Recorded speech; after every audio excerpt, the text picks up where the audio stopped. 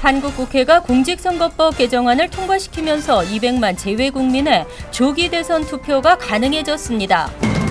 트럼프 행정부의 반이민 단속에 한인들의 피해가 속출하고 있습니다. 어제부터 브롱스 서민 아파트 입주 신청 접수가 시작됐습니다. 고용이 늘고 실업률이 줄면서 지난주 신규 실업수당 신청자가 44년 만에 가장 낮게 나타났습니다.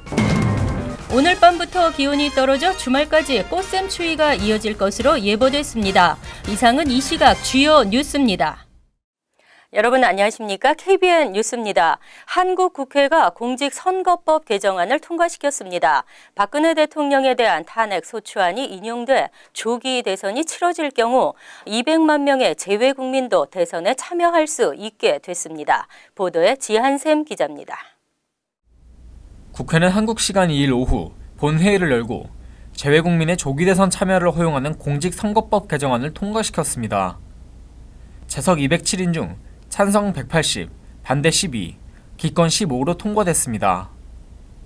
2009년 재외국민 선거제도 도입 당시 부칙으로 대통령의 거리로 인한 선거 또는 재선거의 경우 2018년 1월 1일 이후 그 실시 사유가 확정된 선거부터 실시하도록 규정하고 있어 개정안이 통과되지 않으면 재외국민들의 조기 대선 참여가 불가능한 상황이었습니다.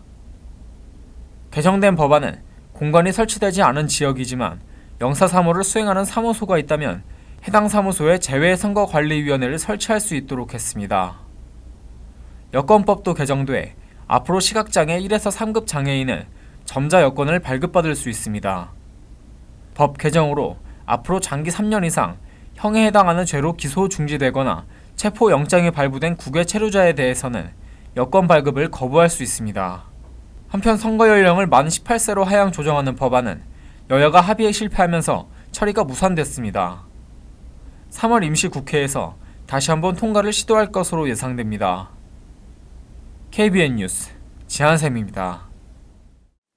트럼프 행정부의 반이민 단속이 전국에서 공포 분위기를 조성하고 있습니다. 한인 사회에도 불안감이 확산되고 있는데요. 실제 단속에 걸리는 한인들이 속출하고 있습니다. 트럼프 행정부의 반이민 행정명령이 제동이 걸렸음에도 이민당국은 최근 시민권자를 제외한 비이민비자 소지자와 영주권자들의 입국 심사를 까다롭게 진행하고 있습니다. 공항세관 국경단속국의 심사에서 의혹이 제기돼 추가 조사를 받거나 영주권과 여권을 회수당하고 국토안보부의 재조사로 넘겨지기도 합니다. 애틀랜타에서는 최근 교통법규 위반과 음주운전 등으로 경찰 조사를 받던 중 체류 신분이 문제가 돼 연방이민세관 단속국으로 신병이 이첩되면서 추방 절차가 시작된 한인도 있습니다. 조지아주에서는 지역경찰 동원 이민 단속이 시행되고 있습니다. 이 때문에 경범죄로 조사를 받던 한인 3, 4명은 불체 신분이 드러나 추방 위기에 놓였습니다. 지난 25일 대대적인 서류 미비자 체포 작전에서 체포돼 현재 수감 중인 한인도 있습니다. 적발된 한인들은 총영사관에 구조 요청을 했으나 현실적으로 조력을 받을 수 없는 것으로 알려졌습니다. 이민법 변호사들은 국외 여행을 자제하거나 변호사와 상의할 것을 권고했고 이참에 시민권을 취득하려는 영주권자들의 문의도 급증하고 있습니다. 한편 뉴욕과 LA 등에서는 트럼프 행정부의 대대적인 이민 단속에 강력 반대하며 연방 지원금을 삭감하더라도 이민자 보호에 나설 것임을 천명했습니다. 1일부터 4월 24일까지 브롱스 서민 아파트 입주 신청 접수가 시작됐습니다. 무작위 추첨을 통해 입주하게 되며 한인을 비롯 많은 신청자가 몰릴 것으로 예상됩니다. 브롱스의 서민 아파트 120가구가 입주자 추첨 신청서를 접수합니다. 뉴욕시 주택보전개발국은 1일 크로토나 파크 이스트에 위치한 서민 임대 아파트 입주 신청서를 오는 4월 24일까지 접수한다고 밝혔습니다. 신청과 추첨을 거쳐 스튜디오 19개, 원베드룸 39개, 투베드룸 49개와 쓰리베드룸 13개 등의 가구가 7월에는 입주가 시작될 것으로 보입니다. 월 렌트는 스튜디오 $822, 3베드룸은 $1,740이고 신청 자격은 1인 가구 기준 연소득 $30,069, 2인 가구의 경우 $32,195, 3에서 4인 가구는 $38,503 등입니다. 전체 가구 중 50%는 해당 지역 주민에게 제공되고 7%는 장애인, 5%는 공무원에게 우선 지급됩니다. 접수 후 모든 신청서는 무작위 추첨을 통해 당첨자를 가리게 되는데 최근 뉴욕시 서민 아파트 경쟁률은 900대 1 수준까지 높아지고 있습니다.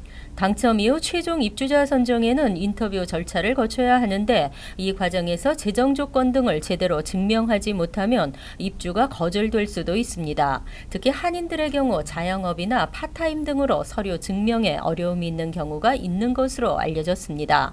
신청 정보는 웹사이트에서 알아볼 수 있습니다. 고용이 늘고 실업률이 줄면서 고용시장이 호조를 보이고 있습니다. 지난주 신규 실업수당 신청자는 1973년 이래 가장 적었습니다. 노동부는 2일 지난주 신규 실업수당 신청이 대폭 감소하면서 리처드 닉슨 행정부 이래 최저 수준을 기록했다고 발표했습니다. 지난주 신규 실업수당 신청자는 22만 3천 명으로 전주에 24만 2천 명에 비해 1만 9천 명이 감소하면서 고용시장의 호조를 반영했습니다. 변동성을 줄여 추세를 나타내는 4주 이동 평균 신청 건수도 전주보다 6,250명 감소한 23만 4,250명으로 집계돼 역시 1973년 이래 최저치로 나타났습니다. 1월 신규 취업자는 22만 7천 명, 실업률은 4.8%로 고용시장은 견조한 흐름을 이어가고 있으며 경제학자들이 생각하는 완전 취업률에 거의 육박하는 수준으로 나타났습니다. 노동부는 다음 주 2월 고용 통계를 발표할 예정이며 시장조사기관은 2월 미국 경제가 17만 5천 명의 고용을 창출했을 것으로 전망하고 있습니다. 2월 실업률은 1월보다 더 낮아질 것으로 예측됐습니다. 뉴욕시 공립학교의 과밀학급 문제가 심각합니다. 하지만 몰리는 곳으로만 몰리는 편중도 심한데요. 영재반에 합격하고도 절반은 입학하지 못하고 있어 이에 대한 대책안이 나왔습니다. 벤 칼로스 뉴욕시 의원은 뉴욕시 학군의 과밀학급 현상을 해소하기 위한 조례안을 발의했습니다. 조례안은 학교별로 입학 신청자 수, 거주 정보, 다음 학년도에 수용 가능한 인원 등을 파악해 종합적인 보고서를 제출하도록 하고 있습니다. 많은 학생들이 집에서 멀리 떨어진 학교에 다녀야 하는 문제점을 개선하기 위한 것입니다. 칼로스 의원이 입수해 공개한 자료에 따르면 지난 2015년 54%의 프리K 지원 아동이 자신의 거주지 학군에 입학하지 못했습니다. 칼로스 의원은 또 지난달 28일 열린 시의회 교육위원회 청문회에서 영재반 입학시험에 합격하고도 정원 때문에 등록하지 못하고 있다고 지적했습니다. 2016년 맨해튼 2학군 영재반에 합격한 47%가 입학을 포기하거나 거주지에서 멀리 떨어진 지역의 학교에 진학했습니다. 칼로스 의원은 공립학교 정원을 늘려야 함에도 시교육국은 공립학교의 자리가 부족하다는 사실 자체를 인정하지 않고 있다고 지적했습니다. 또 무상 프리K 프로그램은 충분한 자리를 먼저 확보한 뒤 학생을 모집해야 할 것이라고 덧붙였습니다. 한편 아동 권익 향상을 위한 비영리 단체에서는 각 학교별 장애 아동의 입학 신청자 수와 실제 입학 비율도 공개할 것을 촉구했습니다. 스포츠를 즐기는 오바마 전 대통령의 퇴임 후 모습이 공개돼 관심을 끌었는데요. 그런가 하면 오바마 대통령을 그리워하는 사람들도 늘고 있습니다. 오바마 전 대통령 부부의 자서전 판권료가 $6천만 알려져 또 화제입니다. 오바마 대통령의 지난 8년간의 백악관 생활을 회고하는 자서전 2권이 출간됩니다. 1일 파이낸셜 타임스와 CNBC 등에 따르면 오바마 전 대통령과 부인 미셸 여사는 이날 펭귄 랜덤 하우스와 자서전 출판 계약을 맺고 전 세계 판권을 획득하면서 판권료가 $6천만 넘을 것으로 알려졌습니다. 2004년 빌 클린턴 전 대통령은 자서전을 내고 $1,500만, 조지 W 부시 전 대통령은 $1,000만 문서였던 것과 비교됩니다. 출판사는 책 100만 권을 비영리재단 퍼스트북과 오픈 이북스에 기부할 계획입니다. 과거 출판된 오바마 전 대통령의 책 3권도 모두 이 출판사에서 출간됐습니다. 하지만 이번 자서전의 자세한 계약 조건은 공개되지 않았습니다. 역대 대통령들은 퇴임 후 취미 활동과 회고록 집필, 재단이나 연구센터에서 자신의 임기 중 추진했던 국내외 정책을 이어가거나 외부 연설 등을 합니다. 또는 보이지 않게 정치에 영향을 미치기도 합니다. 39대 지미 카터 전 대통령은 최고의 퇴임 대통령이라고 불리면서 대통령이 퇴임한 후 어떻게 살아야 할지를 보여주는 이상적인 모델로 평가되고 있습니다. 한편 프랑스에서는 오바마 대통령을 대선에 출마시키자는 청원으로 일주일 만에 4만 명이 넘는 사람들이 서명했습니다. 유명한 많은 사람들이 찾았던 뉴욕의 상징적인 건물 월도프 아스토리아 호텔이 어제 문을 닫았습니다. 개보수를 거쳐 2년에서 3년 후 다시 오픈하지만 그 모습 그대로는 다시 볼 수 없게 됩니다. 1893년 문을 연 뉴욕의 랜드마크 윌도프 아스토리아 호텔이 이를 마지막 손님이 퇴실하는 것을 끝으로 문을 닫았습니다. 1,500여 명의 종업원은 모두 직장을 떠난 상태입니다. 2014년 호텔을 인수한 중국의 안방보험은 전면 개보수를 위해 최소한 3년 문을 닫을 계획입니다. 그동안 1,400개 방을 300에서 500개로 줄이고 나머지는 콘도미니움으로 바꾸며 나머지 공간만 럭셔리 룸으로 개조해 호텔의 명맥을 잇게 됩니다. 뉴욕주법에 따라 호텔 외관은 보호된다지만 이 호텔의 유명한 아르데코풍의 실내 장식은 이제 더 이상 볼 수 없게 됐습니다. 작가 쉐이드 루프는 이 호텔은 엠파이어 스테이트 빌딩이나 자유의 여신상과 같은 엄청난 상징물이라며 안타까워했습니다. 호텔 리모델링에는 10억 달러 이상이 들어갈 것으로 예상되고 있습니다. 월더프 아스토리아 호텔은 엠파이어 스테이트 빌딩에 자리를 내주고 1931년 현재 파크 애비뉴로 이전했습니다. 그다지 춥지 않은 겨울, 또 한동안은 겨울 날씨치고 너무 따뜻했던 날들을 보내고 꽃샘 추위가 찾아왔습니다. 꽃샘 추위가 끝나면 평년의 기온을 되찾을 것으로 보입니다. 기상청은 한동안 포근하던 겨울 날씨가 오늘 밤부터 다시 추워져 기온이 화씨 30도대 밑으로 떨어질 것으로 예보했습니다. 3일은 밤 최저 기온이 화씨 19도, 섭씨 영하 7도까지 뚝 떨어질 것으로 보입니다. 토요일 낮 최고 기온은 화씨 34도, 섭씨 1도로 춥겠으며 최저 기온은 섭씨 영하 7도로 떨어집니다. 시속 47마일로 불었던 2일의 강풍보다는 다소 줄어들지만 4일 역시 시속 30마일의 강풍이 예상되면서 체감 온도는 더 떨어질 것으로 예상됐습니다. 뉴욕의 봄은 한국의 봄과 비슷하지만 다소 짧고 습도는 적은 편입니다. 하지만 지구 온난화의 영향으로 대기 오염 농도가 증가하고 유병률을 높이면서 점점 예측 불허의 변화가 많다는 연구 조사가 있습니다. 이번 겨울도 평년 수준을 웃돌며 비교적 따뜻했습니다. 이번 주말 꽃샘 추위를 지나면 일요일인 5일 낮부터 다시 영상의 기온을 되찾을 것으로 예측됐습니다. 7일에는 화씨 60도 가까이 오르면서 예년의 기온을 회복할 것으로 예상됩니다.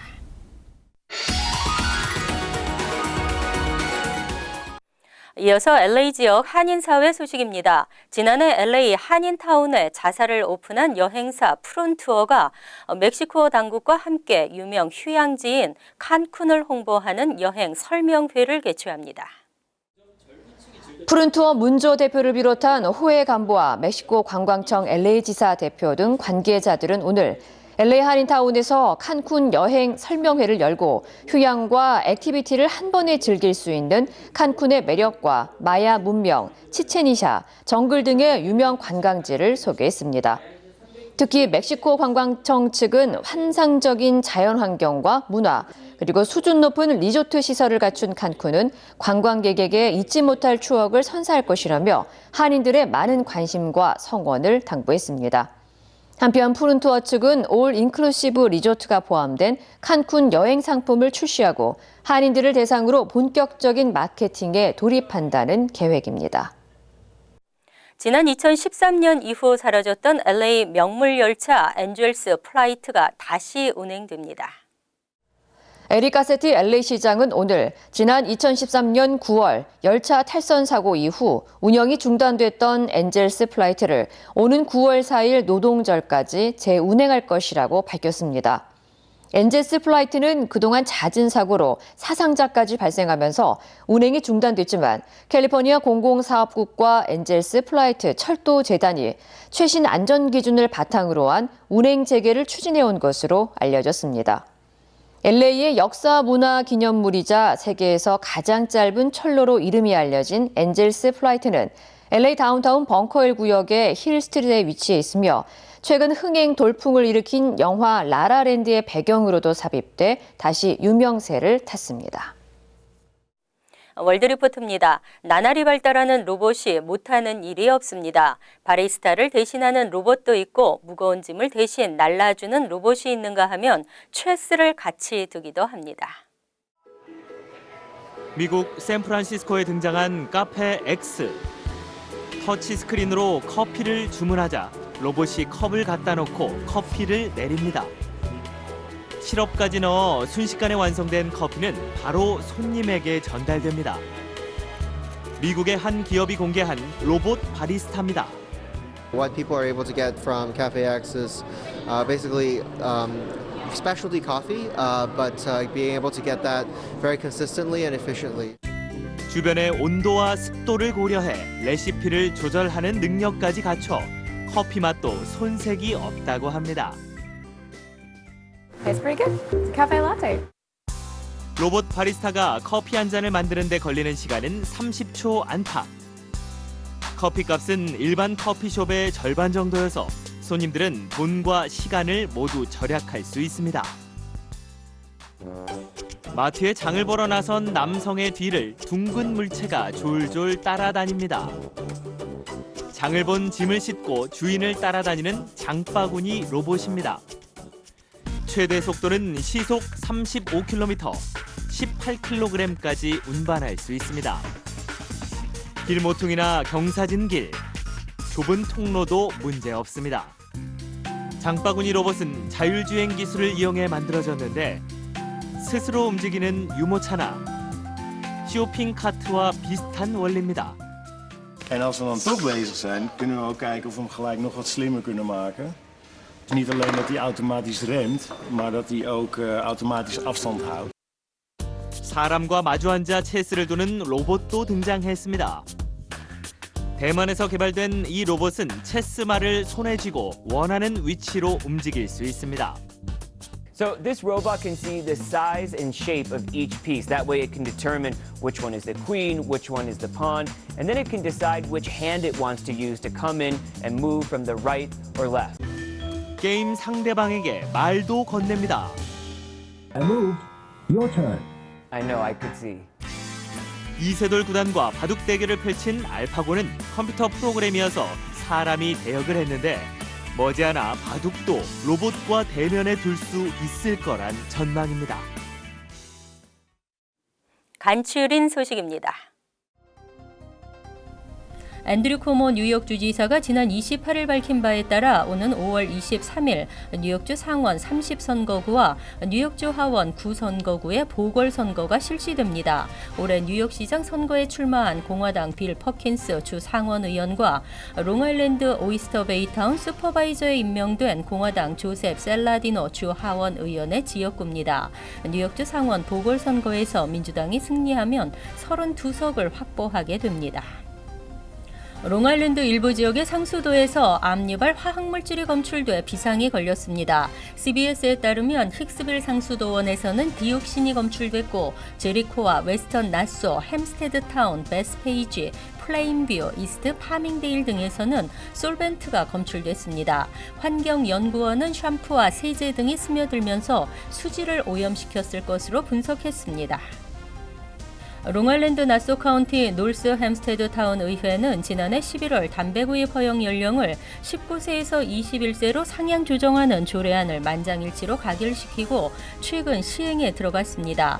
이에 따라 타운에서 21세 미만의 담배를 판매하다 적발된 업소는 첫 적발 시 $300, 두 번째부터는 적발될 때마다 최소 $500의 벌금이 부과됩니다. 잉그로드시의회가 지난 회기보다 인상된 6,350만 달러 규모의 임시 예산안을 승인함에 따라 재산세 인상이 불가피해졌습니다. 재산세 7.47%가 인상되면서 주택 소유주들에게는 365달러 72센트의 재산세 부담이 늘게 됩니다. 시정부 관계자는 하지만 재산세 인상으로 부족한 세수를 확보하면 내년부터 3년 동안은 재산세 인상폭이 2%에 그칠 것이라고 설명했습니다. 환율과 증권 소식입니다.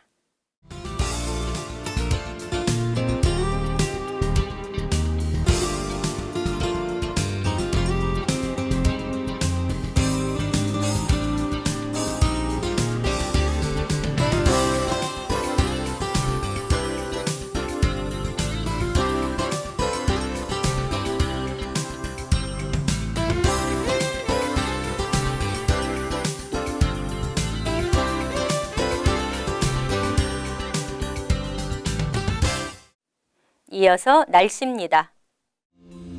금요일은 대체로 맑겠고 간간히 흐리겠습니다. 낮 최고 기온은 39도, 섭씨 5도, 밤 최저 기온은 23도, 섭씨 영하 7도로 예상됩니다. 토요일은 대체로 맑겠지만 춥고 바람이 불겠습니다. 일요일은 지역에 따라 간간히 흐리겠지만 대체로 맑겠고 쌀쌀하겠습니다. 이상으로 KBN 뉴스를 마칩니다. KBN과 함께 편안한 하루 되시기 바랍니다.